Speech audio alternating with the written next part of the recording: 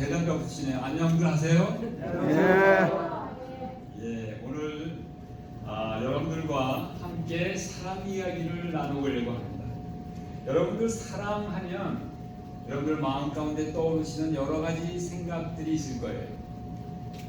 그런데 우리가 오늘은 성경에 보면 사랑이 정의가 여러 가지가 있지만 오늘은 우리가 실제적으로 사랑을 어떻게 우리 주위에 있는 이웃과 형제들에게 표현할 수 있는가 하는 생각을 아마 우리 말씀을 통하여 우리가 한번 살펴보려고 합니다.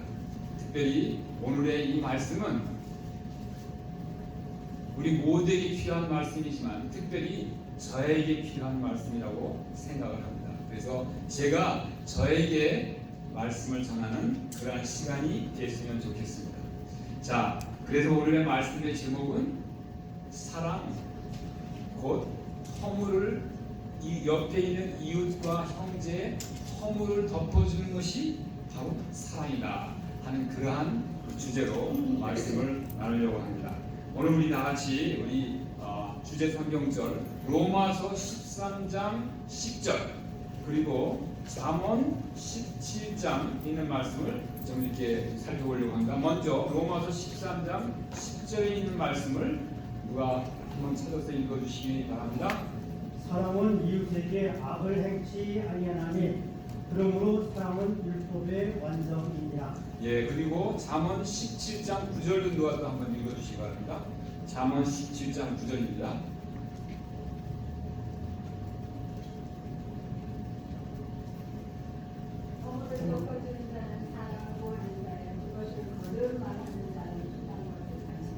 예, 감사합니다. 여기에 보니까 사랑은 이웃에게 악을 행하지 아니하나니 그러므로 사랑은 율법의 완성이니라. 자, 사랑이 무엇이라고요? 이웃에게 악을 행하지 않는 거예요. 그러면 악만 행하지 않고 있으면 괜찮은 건가요? 그럼 그것이 사랑인가요? 이거는 부정의 의미를 가지고 있어요. 그런데 그래서 이걸로만 그럼 내가 이웃한테 악을 행하지 않고 있으니까 나는 사랑하는 거네 이렇게 생각할 수 있으니까 우리가 이제 부정의 의미와 함께 잠언 17장 9절에 나와 있는 말씀처럼 그냥 이웃에게 악을 행하지 않는 것뿐만 아니라 이웃의 우리 형제의 허물을 덮어주는 그러한 자가 바로 사랑을 실천하는 자라는 의미에서 허물을 덮어주는 자는 사랑을 구하는 자요 그것을 거듭 말하는 자는 친한 것을 이간하는 자니라. 이렇게 말씀을 우리가 이 말씀을 통하여 우리의 본문의 우리의 교훈을 우리가 한번 살펴보려고 합니다. 이게 덮어준다고 하니까 여러분 덮어준다고 한다 덮어주는 거 하면 이 성경 성경의 기록 가운데 떠오르는 말씀 없으세요? 덮어준다? 덮어준다 하면? 보아스가 좋네요. 보아스가 이 그 롯을 이렇게 덮어주는데 근데 그 덮어주는 건 룻의 수치를 덮어주는 게 아니라 또 성경에 보면 우리가 창세기 공부한 거 있죠. 창세기에 보면 무슨 이게 수치를 덮어주는 장면이 나오지 않나요? 창세기 9장에 그 노아가 이제 술을 먹고 그 다음에 이제 너무 이게 좀 지나쳐가지고 이게 그냥 옷을 벗고 잠든 것을 보고 이게 그 아들 셈과 야벳이 그걸 덮어주는 장면을 여러분들 다 기억하실 줄 믿습니다. 자, 여러분들 여기 보면 창세기 9장 28절에 있는 말씀이에요. 창세기 9장 23절에 있는 말씀 누가 한 분 더 읽어주실까요?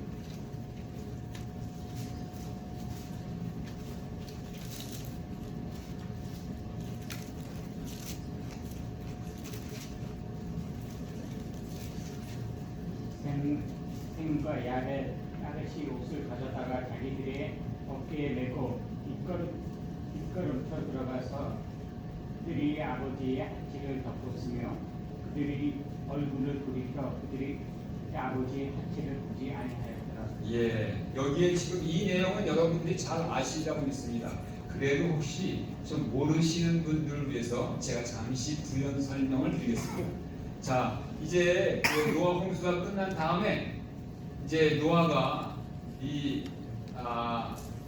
잠시 좀 마음이 좀 이렇게 혼란됐는지 요새 술을 너무 많이 취해가지고, 여러분들 술 많이 드는 분들은 그거 좀 이렇게 약간 술 먹고 난 다음에 좀 이상한 행동이 나오지 않습니까? 그걸 갖다 뭐라고 그러냐면 주사라고 그러죠. 주사. 얘 노아가 주사가 조금 좀 이렇게 심했던 것 같아요. 그래서 다 먹고 자는 것을 보고 그 전에 뭐냐면 이 노아의 막내 아들 함이 들어가서 보고 아비의 하체가 이렇게 다 드러난 것을 보고 그것을 이렇게 덮어주거나, 그리고 그다음에 이렇게 아버지의 수치를 가리워주는 일을 하는 대신 이걸 가지고 이렇게 드러내고 옆에다 전하고 그다음에 이렇게 오히려 이걸 희롱하는 그러한 일을 했어요. 그래서 그러면서 나와서 하기를 그 형들한테 아버지가 저기 지금 술에 취해가지고 빨리 못 가고 이렇게 있다고 그런 얘기를 한 거예요. 그랬더니 이 두 형이 들어가서 그 아버지의 하체를 보지 않고 여기 말씀에 나온 것처럼 뒤로 들어가서 아버지의 하체를 옷에다 덮어주었다는 그런 얘기를 나중에 깨닫고 난 다음에 알고 난 다음에 노아가 어떤 일을 했어요? 그 야벳과 셈한테는 축복을 했고 그 다음에 함한테는 이 저주를 했던 사건을 우리는 잘 창세기를 통하여 기억하고 있습니다. 자, 여기에서 보면 참으로 우리 아버지도 그 다음에 우리 형제도 다 이웃이에요.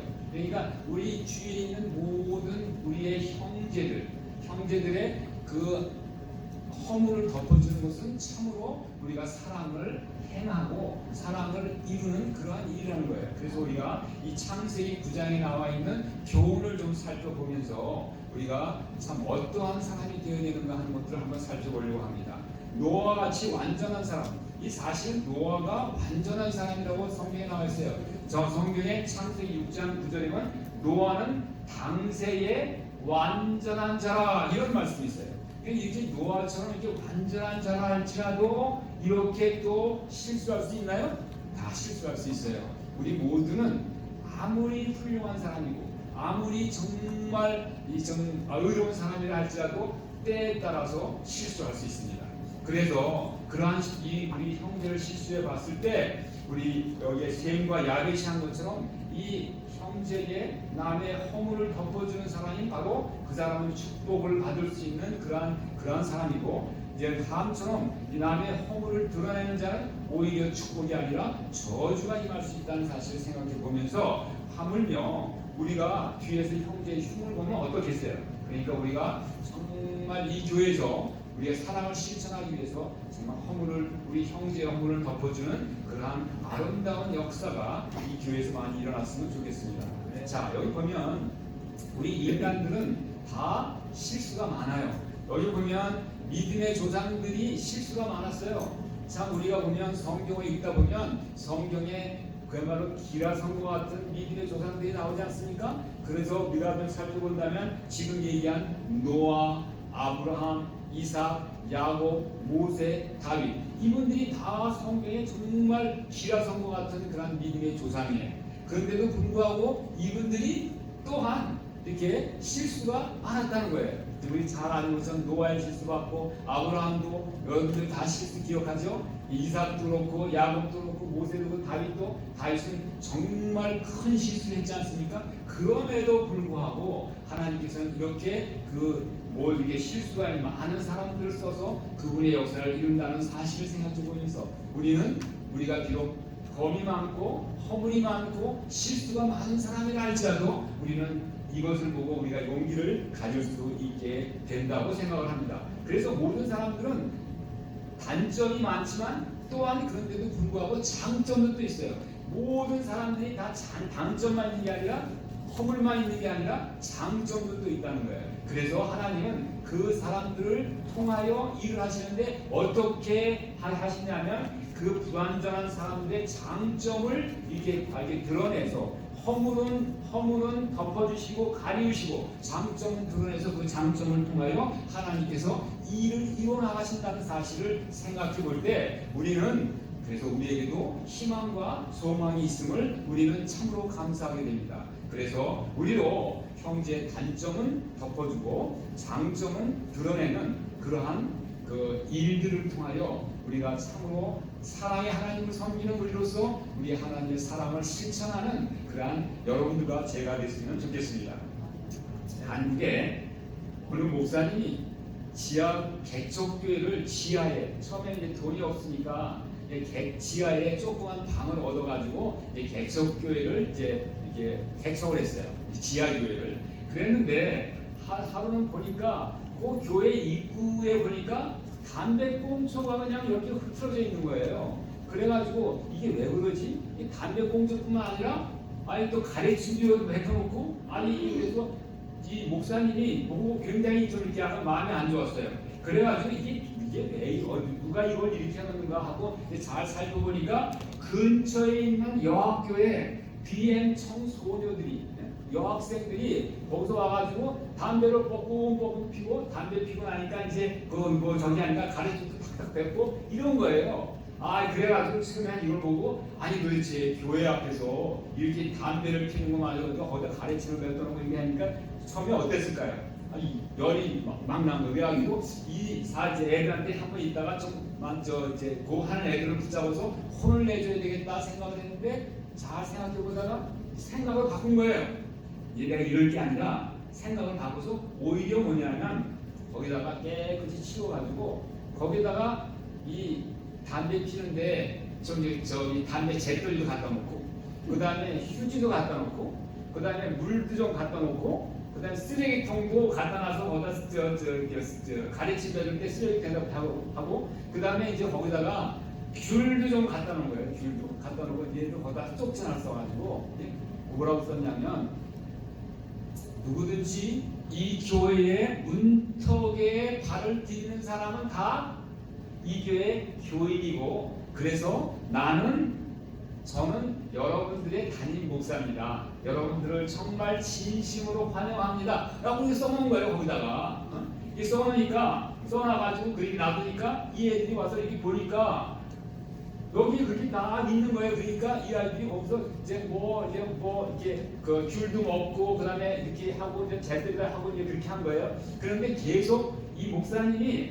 한 번에 그치는 게 아니라 계속 사모님한테 부탁해가지고 이제 여러 가지 하면서 쪽지를 쓰고 이제 그러면서 하는 거예요. 그래가지고 어떤 때는 뭐냐면 날씨가 추운 날은 날씨가 추운데 바깥에서 그러지 말고 안에 들어와서 그 안에 지금 커피 포대더니 커피를 해놨으니까 커피도 하고 혹시 배가 고프면 라면도 끓여 먹으라고 이렇게 아주 쪽지를 써놓은 거예요. 그러니까 이 아이들이 처음에는 이렇게 하면 어땠을까요? 혼을 날 것을 생각을 했는데 오히려 그렇지 않고 이렇게 해주니까 너무 고마운 생각이 드는 거예요. 그리고 또 이 목사님이 계속 이렇게 얼굴을 공급하면서 거기다 뭐 시험 볼 때는 시험 볼 때 너무 시험 공부하느라고 얼마나 고생이 많냐고 그러면서 시험 안무를 잘 보게 되길 잘 보게 내가 기도하겠냐고 이렇게 쪽지도 써놓고 그러니까 이 아이들이 이 비행청 소녀들이 마음이 점점 이게 변하는 거예요. 그래가지고 이 애들이 이제는 거기서 아주 이게 지저분하게 해놓지 않고 지네들이 하고 난 다음에 깨끗하게 청소를 해놓고 그러는 거예요. 그래가지고 이 아이들이 나중에 들리는 소문에 보니까 우리 목사님 짱! 이런 얘기가 이 사람들한테 들리는 거예요. 그래가지고 이제 그러고 나서 근데 이 아이들이 이제 어떤 생각이 들었냐면 야 우리가 목사님한테 이렇게 큰 은혜를 받았는데 우리가 좀 보답해야 될 거 아니냐. 그러면서 얘네들이 궁리한 게 어떤 궁리를 했냐면 이게 실제 있었던 얘기예요. 궁리를 했냐면 우리 그러면 복권을 한번 사자. 그래가지고 복권이 혹시 당첨되면 이 교회 건축물을 다 드리자. 이렇게 하고 애들이 작심을 하고 복권을 샀는데 그게 1등이 된 거예요. 1등이 돼가지고 18억을 받은 거예요. 그래가지고 이 교회가 졸지에 뭐냐면 지하 개척교회에서 지상 교회로 바뀌었어요.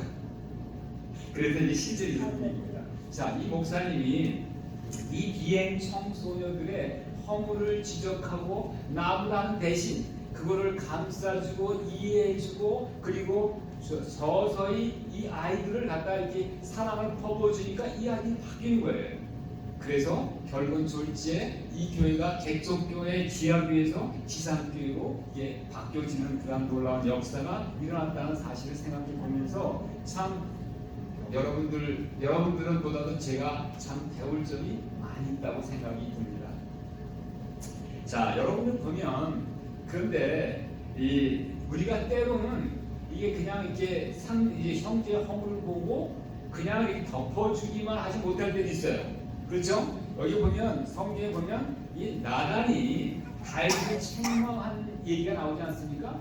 근데 때로는 우리가 책망을 해야 돼요. 근데 책망을 하는데도 어떻게 해야 되냐면 상대방을 지적하고 그 다음에 상대방에 대한 미운 감정을 가지고 지적하면 안 되는 거예요. 이 다윗을 보면 여기서 이 나단이 여러분들 잘 아는 얘기니까 다윗을 책망할 때 이 사무엘하 12장에 나오는 말씀입니다. 자, 이 하나님께서 이 다윗을 책망한 게 누가 책망한 거냐면 하나님이 책망을 시작했어요.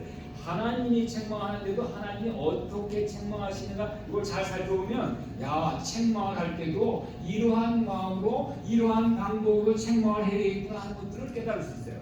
자, 이 하나님이 다윗의 이 허물을 책망할 때 그 마음의 하나님의 마음의 생각은 뭐냐면 허물을 지적해서 다윗을 그야말로 야단치려고 하는 것보다는 다윗의 허물을 덮어주려는 마음으로 하나님께서 이 책망을 시작하셨다는 사실이에요. 왜 우리가 어떻게 그걸 알 수 있냐면 하나님이 이 다윗의 선한 양심을 일깨우기 위하여 비유를 사용한 거예요. 그냥 대놓고 너 잘못했지 않냐 이렇게 지적한 게 아니라 비유를 사용했는데 여러분들이 아시는 것처럼 어떤 비유를 사용했어요? 바로 이 한 부자가 이렇게 양도 많은 부자가 있는데 가난한 가난한 가정에 있는 아주 귀하게 아끼는 그 어린 양 하나를 갖다가 뺏었다는 얘기를 그렇게 비유를 들었지 않습니까? 그래서 비유를 통해서 이 다윗으로 하여금 그 다윗의 선한 양심을 일깨우는 준비 작업을 하고 난 다음에 그러고 난 다음에 이제 나단을 통하여 이 다윗의 잘못을 지적했거든요. 만일 이러한 그러한 절차가 이 선행되는 절차가 없이 그냥 만일 이런 비유를 하지 않고 직접 이렇게 다윗의 잘못을 지적했더라면 혹시 다윗이 실수할 수도 있지 않았을까 하는 생각을 해봅니다. 왜냐하면 다윗이 그때 뭐였냐면 왕이었어요. 왕이 신하된 자가 왕한테 왕이 잘못했다고 지적할 때 이거는 대부분의 경우에 뭐냐면 목숨을 내놓는 일이에요. 왜냐하면 왕이 누구든지 이 세상 누구든지 누구의 자기의 잘못을 지적받았을 때 기분 좋아할 사람이 한 사람도 없는데 더군다나 왕은 뭐가 있어요? 그 사람의 생사 여탈권을 가지고 있는 게 왕이에요. 그러니까 그냥 이렇게 기분이 나쁘면 그 사람을 당장 끌고 가서 그냥 저기 하라고 할 수 있어요. 여러분들 잘 아시는 것처럼 그런 일이 어떤 일이 생겼냐면 바로 이 사울 왕 때 그래가지고 사울 왕이 그야말로 보통 사람들하고 제사장을 70명이나 다 죽이잖아요. 그냥 끌고 가서 죽여라 이래가지고 그러니까 그런 일이 생길 수 있었는데 그냥 하나님께서 이 다윗을 책망하실 때도 이렇게 비유를 사용해서 그 마음에 이 선한 양심을 일깨우고 그 다음에 또한 누구를 사용했냐면 나단을 사용했어요. 왜냐하면 나단과 이 다윗과의 아주 관계가 좋은 관계였어요. 서로 아주 이렇게 그래서 이 책망을 한다 하더라도 만일 그 책망하는 사람이 관계가 나쁜 사람, 항상 관계가 이렇게 부딪히는 사람이 책망하면 그걸 제대로 받아들이기가 쉽지가 않아요. 그러니까 하나님께서 나단을 통해서 그런 책망을 하게 하셨고 관계가 좋은 그리고 그다음에 그대로 나단이 뒤로 한다 할지라도 비유를 통해서 그 선한 양심을 일깨우는 그러한 마음으로 정말 이런 것들을 이러한 자상한 배려를 통해서 하나님께서도 하시는 책망이 이것이 바로 이 책망을 해서 이 상대방을 비난하거나 아니면 깎아내리려고 하는 책망이 아니라 다시 허물을 덮어주고 다시 세우려고 하는 책망이라는 것을 우리가 깨달으면서 우리가 참으로 여기서 우리가 배워야 될 것이 정말 우리가 누구를 책망할 때는 그러한 마음으로 정말 사랑하는 마음으로 그 허물을 덮어주는 마음으로 그 사람을 세우기 위한 마음으로 우리가 책망을 해야 되고 또 책망을 할 때 위에 하나님께 하늘의 지혜를 구해서 아주 지혜롭게 책망을 해야 된다는 사실을 생각해 보면서 또한 제가 많은 여기에서 교훈을 받습니다. 자, 그래서 그런데 이 책망을 하는데 우리 이렇게 정말 이 책망을 통해서 아름다운 회개의 역사가 일어나고 그리고 하나님의 영광을 돌리는 일이 생겼던 이유는 뭐냐면 또 다윗이 근본이 참으로 선한 사람이고 지혜로운 사람이었어요. 만일 다윗이 아니라 다른 그야말로 악한 사람이 이런 걸 들었다면 그럼에도 불구하고 저 좋은 결과를 얻어낼 수 없었을지도 몰라요. 그러나 다윗이 참으로 지혜로운 사람이었기 때문에 책망을 기쁘게 받고 그 다음에 이를 통하여 아름다운 하나님의 역사를 이뤄낼 수 있어요. 이 세상에 보면 책망을 좋아하는 사람은 하나도 없어요. 그렇기 때문에 그런데도 불구하고 책망을 받을 때 우리는 흔히 그야말로 자기를 변호하거나 합리화하거나 아니면 오히려 반발할 수 있거든요. 그런데 그렇게 하는 사람은 지혜로운 사람, 의로운 사람, 하나님이 기뻐하는 사람이 아닐 수 있다는 거예요.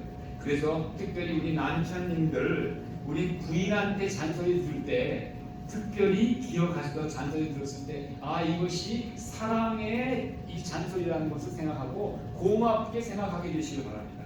저는 우리 집사람이 가고 난 다음에 제일 아쉬웠던 게 뭐냐면 바로 그 잔소리가 너무 그리웠던 거예요. 이 사람은 저는 그냥 잔소리가 없으니까 집에서 모든 일을 하고 싶은 생각이 하나도 없어요. 그래서 제가 우리 집사람 가고 난 다음에 아내의 잔소리가 얼마나 귀하고 얼마나 좋은 것인지 저는 가고 난 다음에 깨달았어요. 그러니까 저처럼 여러분들 하지 마시고 지금 있을 때 이 아내가 하는 잔소리 꼭 귀담아 들으시고 이 잔소리 할 때마다 그 아내한테 여보 당신이 이렇게 나한테 얘기해서 너무 고마워. 근데 당신 없으면 내가 어떻게 살 수 있어? 이렇게 좀 해줘서 우리가 정말 예수님 안에서 정말 아름다운 그런 그 관계가 이렇게 이루어지게 되기를 간절히 소망해 봅니다. 그리고 저한테도 그러한 기회가 오게 되기를 소망하고요. 자, 그런데 그래서 잠언에는 이런 말씀이 있어요. 잠언에 보면 9장 7절에 이거 누구도 이거 하나 좀 읽어주세요. 우리 한봉규 목사님 읽어주시면 잠언 9장 7절 한번 읽어보세요.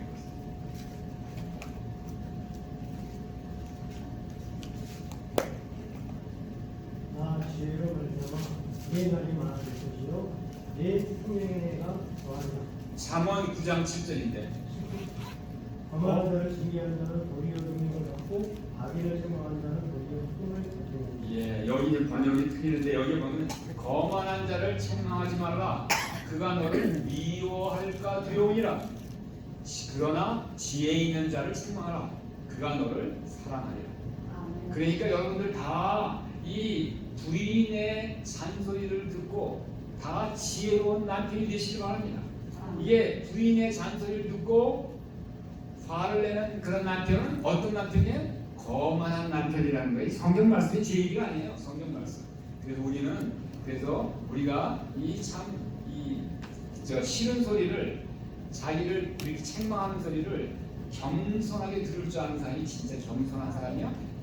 의로운 사람이요, 하나님께서 기뻐하시는 사람이라는 것을 꼭 기억하게 되시기 바랍니다. 자, 여러분들 말을 잘하는 것과 말을 잘 말하는 것과 어떤 게 더 중요할까요? 말을 잘하는 것과 잘 말하는 것 어떤 게 더 중요하나요? 잘 말하는 게 더 중요하죠. 이게 말을 잘하는 것은 하여튼 우리가 다른 말로 얘기하면 말은 던두를 잘한다는 얘기도 있지 않습니까? 말은 그러면서 이 말을 잘한다고 그러는 걸 갖다가 다른 말로 우리 뭐라고 하냐면 달변이다 그렇게 얘기하죠. 말을 잘해요. 근데 말을 잘하는 사람일수록 뭐라면 말은 아주 매끄럽게 아주 잘했는데 그게 참 믿음이 안 가는 경우가 많이 있지 않습니까? 그런데 말은 좀 어눌해도 그 어눌한 말 속에 진심이 담겨 있으면 그 말이 더 우리의 마음을 울릴 수 있지 않습니까? 그래서 우리가 이 잘 말하는 게 중요해요. 그럼 우리는 어떻게 잘 말할 수 있을까? 이 잘 말하는 방법을 한번 생각해 보려고 합니다. 첫 번째, 다른 사람의 동기와 행위에 등에 우리가 할 수 있는 가장 좋은 해석을 가하며 될 수 있는 대로 좋게 말하는 거예요.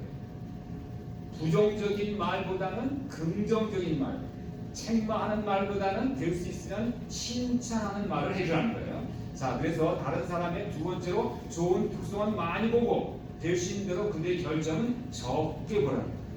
그리고 그 다음에 다른 사람의 말과 행동에 불평하고 싶은 유혹이 생기거든 아마도 내가 알지 못하는 저 사람이 그렇게 하는 그런 만한 이유가 있을 것이라고 생각하시라.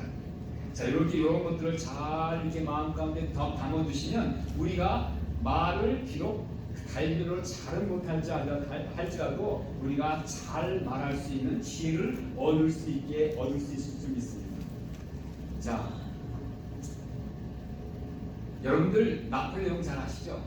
이 나폴레옹이 옛날에 이 프랑스에서 이 소년 사관학교를 다녔어요. 이 사관학교 시절에 나폴레옹이 있었던 하나의 일화인데 어떤 일이 있었냐면 이제 그 사관학교 어린애들 이제 소년 사관학교, 소년 사관학교에서 이제 휴식 시간이 되면 이제 애들이 나오잖아요. 나오면 거기에 뭐냐면 사과를 파는 그러한 그 사과 가게가 있었어요. 가게가 있는데 거기 가게에 있는 아주머니가 이제 사과를 파는데 생들이 나와가지고 이제 쉬는 시간에 밥을 사 먹는데 하루 보니까 그 친구들이 그 사 먹는 거를 보면서 그걸 사 먹지 못하고 쭈삣쭈삣 한 그런 생도가 있었던 거예요. 그래서 이 아주머니가 얼른 눈치를 채고 그 아이한테 가가지고 계속 그 사과를 갖다 이게 공짜로 먹게 해준 거예요. 그래가지고 그러면서 이제 그러다가 세월이 많이 지났어요. 근데 그 사람이 저희가 아는 거예요. 그의 이름이 뭐였냐면 나폴레옹이라는 걸 알았던 거예요. 그래가지고 있었는데 이제 세월이 한참 지나가서 이제 나중에 이제 나폴레옹이 이제 프랑스의 황제가 돼가지고 그야말로 유럽을 고려하는 황제가 됐는데 근데 어느 날 한데 보니까 그때 이제 그 황제가 되기 전이었던 거 같아요. 높은 저희도 황제는 아직 되기 전이었던 것 같아요. 근데 되는지 그건 잘 모르겠어요. 어쨌든 하루는 보니까 이제 세월이 한 30년쯤 흘러가지고 이 아주머니가 완전히 할머니가 된 거예요. 할머니가 됐는데 하루 보니까 이 어떤 그 아주 높은 군인이 한 사람이 딱 온 거예요. 그래가지고 사과를 사러 온 거예요. 사과를 사러 와가지고 그랬는데 이 사람이 이 할머니가 마침 그때 이 군인을 보니까 이게 그 나폴레옹 생각이 나가지고 이 우리 가게가 이래봬도 황제이신 나폴레옹이 사과 사 먹던 그 가게입니다. 뭐 이렇게 얘기하는 거예요. 그러니까 그랬더니 이 나폴레옹이 뭐라고 얘기하냐면 그래요? 그런데 그때 나폴레옹이 듣는 소문에 의하면 돈이 없어가지고 사과를 사 먹지 못하고 맨날 얻어 먹었다는데요. 이렇게 얘기한 거예요. 이 나폴레옹이 그랬더니 이 할머니가 뭐라고 대답했어요? 아이고 손을 펄쩍 들고 아니 절대 그런 일이 없었습니다. 우리 나폴레옹 나폴레옹 황제가 생도 시절에도 돈을 꼬박꼬박 내고 사과를 사 먹었지 절대로 공짜로 사과를 얻어 먹은 적은 한 번도 없습니다. 딴 데 가서 절대로 그런 얘기 하면 안 됩니다. 그러면서 아주 펄쩍 뛰는 거예요. 그랬는데 그 소리를 듣고 이 나폴레옹이 뭐라고 얘기하냐면 혹시 할머니 그때 그 나폴레옹 생도의 얼굴을 기억하십니까? 그렇게 물어본 거예요. 그랬더니 이 할머니가 저렇게 눈을 감고 생각하는데 그냥 알뜰한데 잘 모르겠다고 얼굴은 기억이 안 난다고 그렇게 얘기하는 거예요. 그때 이 나폴레옹이 그 할머니 손을 이렇게 덥석 잡으면서 할머니 제가 바로 그 나폴레옹입니다 라고 얘기한 거예요. 너무 놀란 거예요. 그러면서 이 나폴레옹이 정말 이렇게 그때 정말 제가 어려워서 먹고 싶은 사과를 못 먹었을 때 그게 저한테 이렇게 선물을 베풀어서 너무나 감사합니다. 그렇게 얘기하면서 주머니에서 금화가 잔뜩 들어있는 큰 주머니를 꺼내면서 할머니 이거 얼마 안 되지만 그 할머니의 큰 은혜에 보답하는 저의 작은 정성입니다. 드리면서 이 돈을 쓸 때마다 저를 위해 기도해 주세요. 이렇게 얘기한다는 그런 아름다운 일화가 있습니다. 정말 이 할머니처럼 이런 할머니가 한 거는 무슨 거짓말인데 무슨 거짓말이야? 아주 선한 거짓말. 때로는 이러한 선한 거짓말이 필요할 때도 있는 것 같아요. 그렇죠? 그래서 이렇게 정말 상대방의 허물을 드러내지 아니하고 될 수 있으면 덮어줘서 상대방을 세우려고 하는 그 아름다운 마음이 바로 뭐냐면 하나님의 마음이고 우리 예수님의 마음이라는 사실을 꼭 기억하고 계십니다. 그래서 아까 우리가 전에 한 것처럼 말 잘하는 게 아니라 잘 말하는 방법에서 그 다른 말로 얘기하면 좋게 말하는 거예요. 자, 그래서 좋게 말하는 일 한번 연습을 한번 해보려고 합니다. 자, 키가 적은 사람한테는 뭐라고 얘기해야 좋게 말하는 걸까요? 키가 작은 사람한테는 키가 작다고 얘기하는 게 아니라 어떻게 얘기해요? 아담하다 이렇게 얘기해주면 아주 좋은 거예요. 그 다음에 눈이 단축구멍만하다 이런 사람, 눈이 적은 사람 있잖아요. 정말 단축구멍만한 사람이 있어요. 그런 사람한테는 뭐라고 얘기해주면 좋을까요? 눈이 정말 겁없이 생겼다. 근데 눈이 작은 사람이, 눈 큰 사람이 겁이 많아요. 실제로 눈이 적은 사람이 그래서 겁없이 좋게 얘기해 주는 거예요. 자, 뚱뚱한 사람한테 뭐라고 얘기해 줘야 될까요? 뚱뚱한 사람한테는 믿음직하다. 여러 가지 얘기할 수 있지만 수덕지게 생겼다 이렇게 얘기하면 아주 다 덕이 있어 보입니다. 이렇게 얘기하면 좀 좋아할 것 같아요. 자, 말이 많은 사람한테는 뭐라고 얘기할까요? 말이 많은 사람, 당신은 말이 많아 이렇게 얘기하는 게 아니라 어떻게 해요? 말이 많은 사람한테는 아주 자상하다고 얘기해주면 좋겠죠. 그리고 그다음에 아주 성격이 좀 까칠하고 날카로운 사람한테는 뭐라고 어떻게 해주면 좋을까요? 저는 성격이 아주 분석적이고 아주 이렇게 아주 예리하다 이런 식으로 좋은 속으로 얘기하고, 그 다음에 구두쇠 깍쟁이한테는 뭐라고 얘기할까요? 구두쇠 깍쟁이한테는 뭐라고 얘기해요? 아주 알뜰하다라고 얘기해요. 그렇죠? 그 다음에 여러분들 여기에 또 비슷한 사람들 대머리 있는 사람한테 뭐라고 얘기해요? 대머리가 있는 사람한테는 공부를 많이 시켜요. 그치, 공부를 많이 해서 아주 학식이 있어 보인다 이렇게 얘기해주면 아주 좋겠다는 거예요. 학식이 있어 보인다. 자, 그리고 그 다음에 그래서 우리 모두는 자, 털어서 먼지 안 나는 사람이 없고, 그 다음에 찔러서 아프지 않은 사람은 없고, 그 다음에 잘 살펴보면 힘들지 않은 사람이 한 사람도 없어요. 그 다음에 알고 보면 자기 삶 가운데 부끄러운 사연이 없는 사람 또한 없고요. 그 다음에 잘 살펴보면 고민 없는 사람이 없어요. 다 있어요. 그 다음에 또 알고 보면 마음에 상처가 없는 사람이 한 사람도 없어요. 우리는 다 똑같아요. 그러니까 이게 뭐 내가 잘났다 내가 잘났다 할 게 아니라 우리는 다 그래봐야 도토리 키재기니까 우리는 서로 우리 형제의 이웃의 허물을 덮어주면서 서로 세워서 그렇게 사는 삶을 사는 것이 하나님께서 기뻐하시는 삶이고 진짜 사랑을 실천하는 사람이라는 거예요. 그래서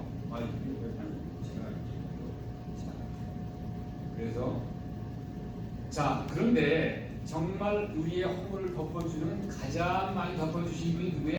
그래서 예수님은 가늠한 여인의 허물을 그야말로 덮어주시고 나도 너를 정죄하지 아니하노라 말씀하시는 예수님, 자식 잃은 여인의 상처를 덮어주시면서 오히려 덮어주신 것은 그것이 기쁨이 되게 하기 위하여 죽은 자식을 살려주시는 예수님, 그 다음에 모든 병자의 부끄러운 허물을 덮어주셔서 오히려 병자로 하여금 회복하게 해주시는 그러한 예수님, 그리고 우리의 허물을 덮지 않고는 못 견디시는 예수님, 그 다음에 우리의 인간의 모든 죄의 허물을 덮어주시기 위하여 이 땅에 오셔서 자기의 목숨 바쳐 덮어주신 예수님. 그래서 이런 예수님을 바라보면서 예수님과 같이 우리의 이웃과 형제의 아픔을 그 다음에 허물을 덮어주는 그러한 여러분들과 제가 되기를 바랍니다. 그래서 이제 맺는 말씀으로 저는 에레미야 31장 21절의 말씀을 여러분께 소개합니다. 이 에레미야 31장 21절의 20절의 말씀은 에브라임은 나의 사랑하는 아들 기뻐하는 자식이 아니냐, 내가 그를 책망하여 말할 때마다 깊이 생각하노라. 그러므로 그를 위하여 내 창자가 들끓으니 내가 반드시 그를 불쌍히 여기리라. 여호와의 말씀입니다. 이 말씀에 여기 에브라임 대신 여러분들은 이렇게 바꿔서 좀 읽어보시게 되시기 바랍니다. 어떻게 바꾸냐면 필라 뉴스테드 교회에 있는 아무개, 예를 들어서 오나만 김종일, 뭐 이게 신선이 이렇게 나무에는 아무개한테 예수님이 뭐라고 오늘 이 시간에 말씀하시냐면 여러분들 한 사람 한 사람한테 이렇게 얘기하시는 거예요. 에레미야를 통해서 말씀하시기를 이렇게 말씀하신다고 생각하게 되시면 돼요. 아무개는 나의 사랑하는 아들 또는 딸, 나의 기뻐하는 자식이 아니냐. 내가 너를 책망하여 말할 때마다 깊이 생각하노라. 그러므로 너를 위하여 내가 내 창자가 들끓으니 내가 반드시 너를 불쌍히 여기리라. 여호와의 말씀이니라. 이렇게 이 에레미야 31장 20절에 있는 말씀을 이렇게 받아들이게 되시길 바랍니다. 자, 동영상을 하나 보겠습니다.